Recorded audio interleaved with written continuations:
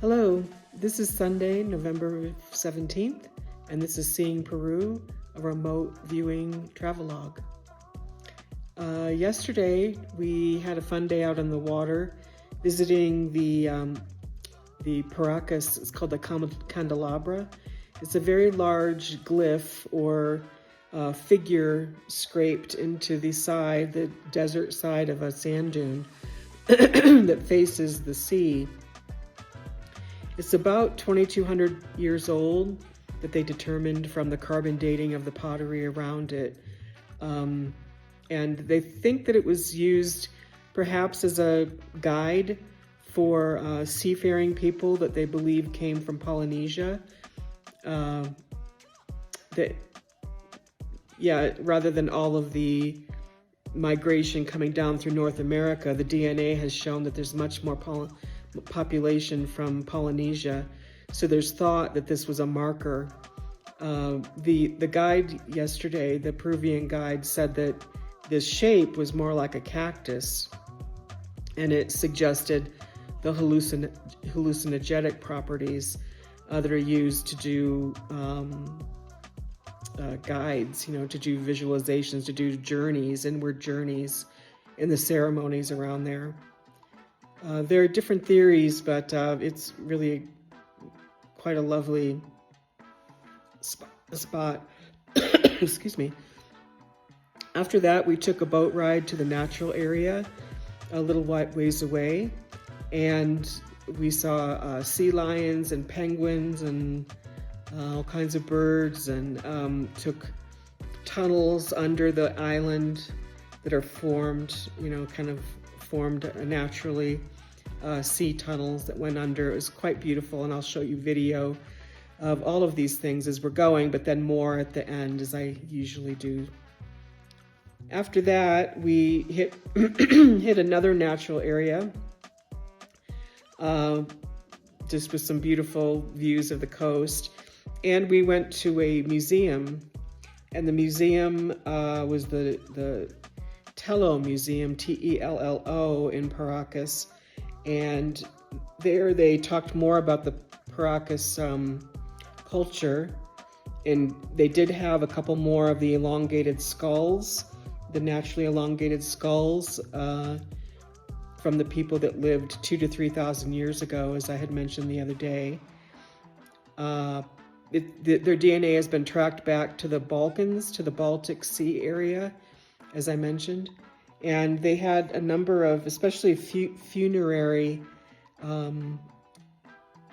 rituals, and I'll be showing you pictures of that, where they would bundle people in kind of a rounded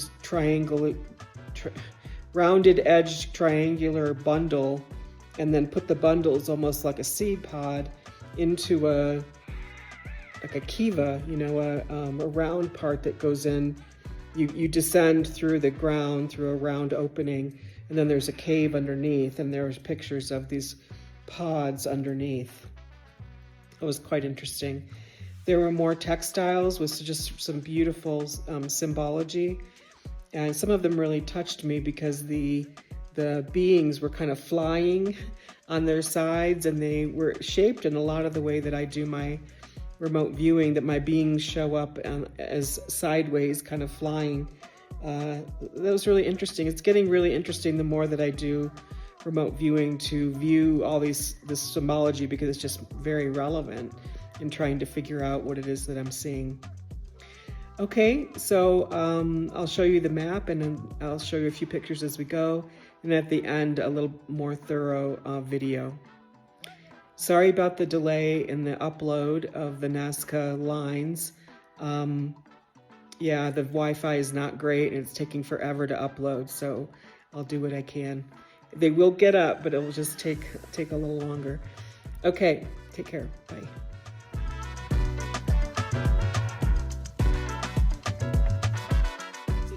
The day that we went to the Paracas natural preserve. To hit the highlights, this gentleman here was our boat captain. We took a lovely boat out into the Pacific Ocean and out to a coastal area with penguins and seagulls, of course, but sea lions and special birds and under caverns, the natural tunnels through the island. I think these beings are just us kind of hanging out, having fun. This person, they said they didn't mind if I talked about it, but in the yellow, she was in the airport trying to get to the main tour, and she wasn't getting information back from the tour guides. It was getting very consternated, understandably. So this was her data: tall, blonde, startled, tentative. This area was called the Candelabra. It's I mentioned it in my intro. It's a giant, very ancient glyph in the side of a hill. And I think that face was my way of saying that there's a, like a human-made glyph there in the side of the hill. I actually said that it was embedded. Where's that blue-green being? Yeah. It's a large presence, which it definitely is. I've forgotten how many meters high, but it's very, very high on the side of the hill. It is indigenous. It was made by indigenous people, and it certainly belongs to the earth. This was, I think, a combination of the underground caverns or tunnels that we went through on the boat that I'll show you a video of. I think that could be a combination of the funerary rites that I'm going to show you later. There were just some beautiful, to me, very moving photos of the Paracas people's funerary rituals. And then there were lots of cliffs in the area, and I'll show you a few pictures of that.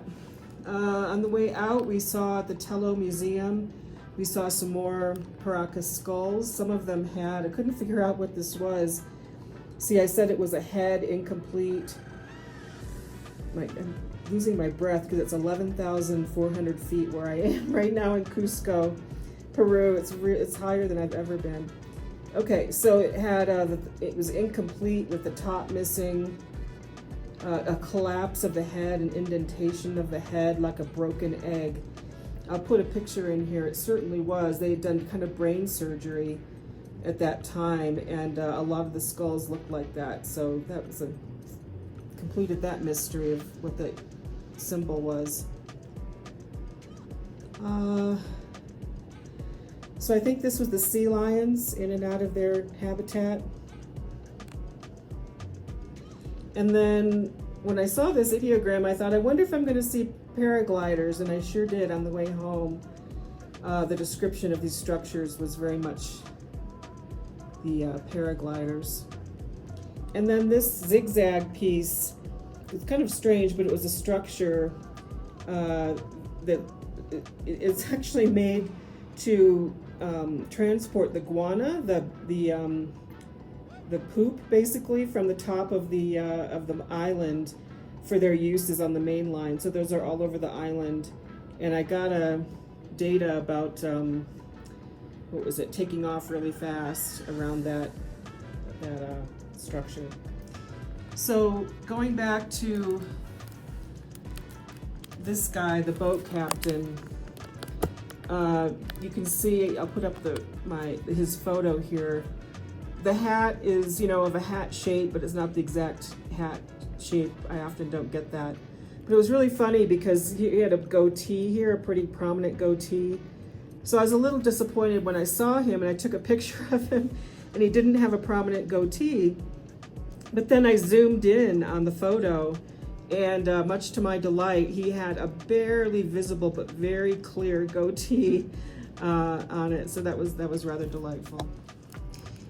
Okay, so I'll put up some photos of the area. This was kind of a feel-good, fun reward after being in the bus for so many days. And I will see you when we go to fly to Cusco tomorrow. Okay, take care. Tiburones, Nueva York, las de los comas.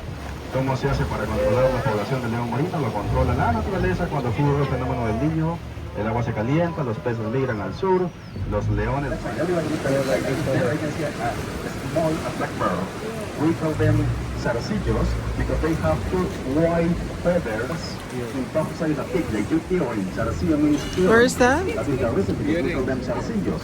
And they are endemic from the humboldt forest. That means we can see those kind of axes, shovels, brushes, and bags with all the one. Long time ago, we exported that one from this place to Europe and United States. But now we are using that guano on the Peruvian mussels. In Peru we call them choros or choritos, mussels.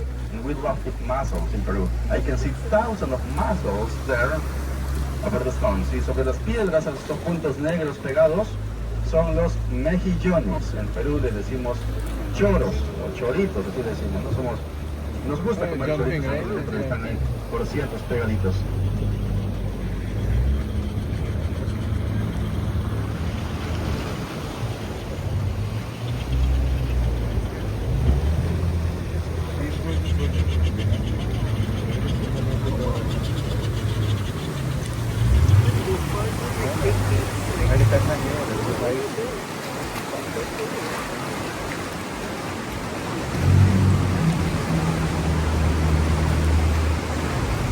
También podemos observar unas aves pequeñitas, oscuras, volando, ¿no? Vamos a ver dónde va las piedras.